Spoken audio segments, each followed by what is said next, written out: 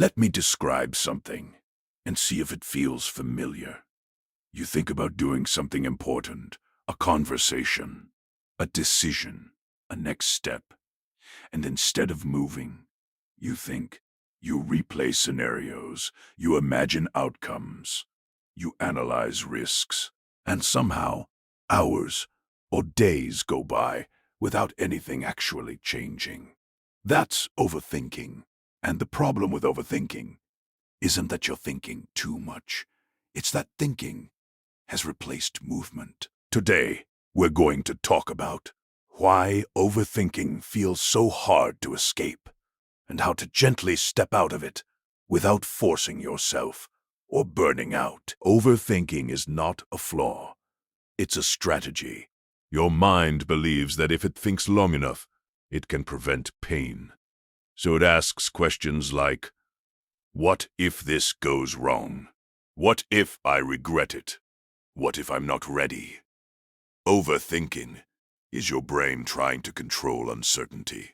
But uncertainty is not something that can be solved by thinking. And the longer you stay in your head, the more unsafe action begins to feel. Because when there's no movement, there's no feedback.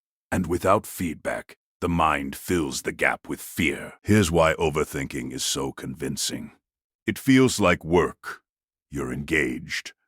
You're focused. You're preparing. But thinking without action doesn't lead to clarity. It leads to mental exhaustion. Real clarity comes from interaction with reality. You don't think your way into confidence. You experience your way into it. Overthinking keeps you in rehearsal mode. But life doesn't reward rehearsal. It rewards presence. Most people believe they're undecided, but often they're just avoiding the discomfort of deciding.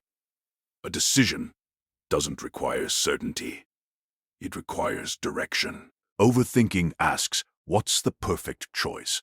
Movement asks, what's the next workable step? When you wait for the right decision, you stay stuck. When you choose a good enough decision, you regain momentum. Momentum quiets the mind, not because everything is resolved, but because energy is moving again. Overthinking lives in the head. Movement begins in the body. This is important. When you feel stuck mentally, the solution is often physical. Stand up, change rooms, take a walk, write by hand. These aren't distractions. They signal safety to your nervous system. A regulated body produces a clearer mind. That's why clarity often comes after you move, not before. Overthinking grows in open space, so give your mind less room to spiral. Shrink the decision window. Instead of asking, what should I do with my life? Ask, what's one thing I can do in the next 20 minutes? Instead of, what if this fails? Ask, what's the smallest version of this I can test? Small decisions restore trust. And trust reduces noise. Overthinking happens in isolation. Movement happens in contact. Contact with a task, a person, a real-world outcome. Send the message. Have the conversation. Create the draft. You don't need certainty. You need feedback. Feedback is information. Information dissolves imagined fear.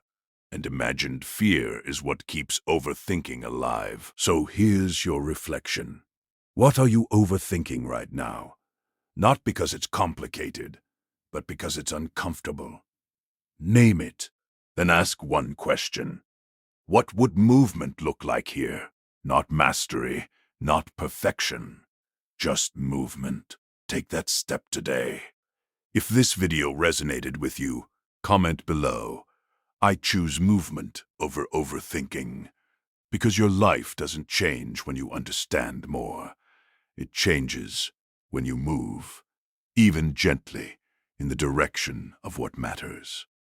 And clarity always follows motion. If you like this video, don't forget to like, share, and subscribe for more content.